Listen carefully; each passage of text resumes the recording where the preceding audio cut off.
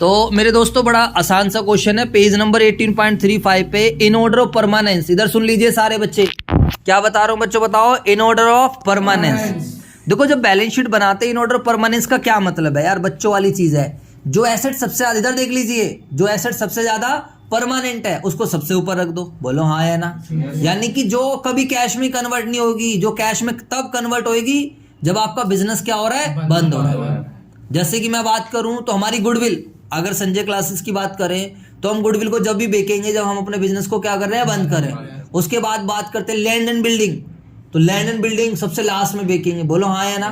Furniture, उसके बाद investment, या फर्नीचर बाद या उससे पहले ले सकते हो मशीनरी। समझ में आई बात या नहीं। मतलब आपको ऑर्डर ऐसे करना है, जो एसेट सबसे ज्यादा परमानेंट है उसको सबसे ऊपर रखो, उसके बाद फिर थोड़ी कम परमानेंट, उसके बाद उससे थोड़ी कम परमानेंट, और सबसे नीचे क्या आएगा, जो सबसे कम परमानेंट है, जिसको हम लिक्विड बोलते हैं। इधर सुन ले, इधर इसको क्या बोलते हैं, लिक्विड, जो फटाफट खर्च हो सकती है, जैसे कैश इन हैंड है, जैसे क्या है, कैश नीचे रखना। हाँ उसको सबसे, क्योंकि इन ऑर्डर ऑफ परमानेंस। अबे भाई यार तू ऊपर वाले को देख ले, इन ऑर्डर ऑफ परमानेंस की बात कर रहा हूं मैं। तो what is in order of permanence, बताओ। इन ऑर्डर ऑफ परमानेंस का क्या मतलब है, जो एसेट सबसे ज्यादा परमानेंट है वो सबसे ऊपर आएगी। समझ आई। लिक्विड का क्या मतलब होता है, व्हाट इज लिक्विड एसेट्स।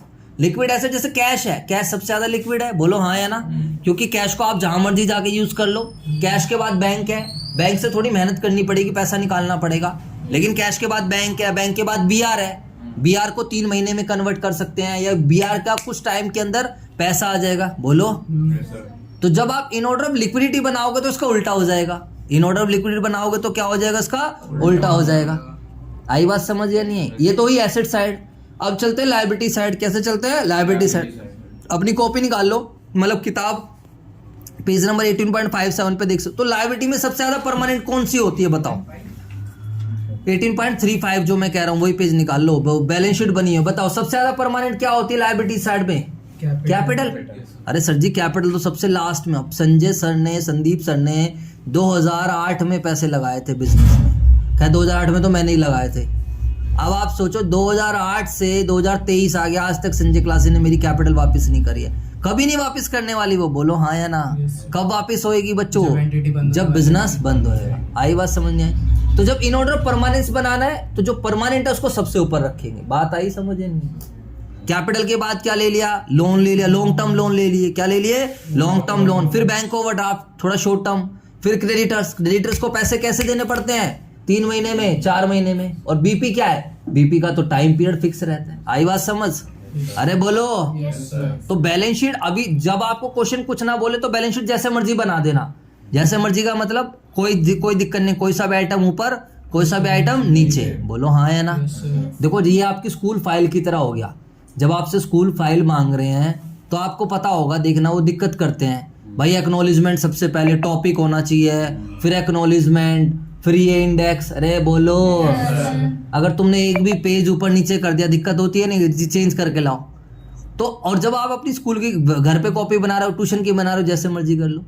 तो पेपर में जब आपको स्पेशली बोल दे, पेपर में जब आपको क्या बोल दे, स्पेशली क्या बोल दे कि बैलेंस शीट बनानी है इन ऑर्डर ऑफ परमानेंस, तो आपको सारी जो परमानेंट एसेट्स है उसको सबसे ऊपर रखना है और धीरे धीरे लिक्विड पे आना है। समझ आई बात या नहीं आई। अरे बोलो।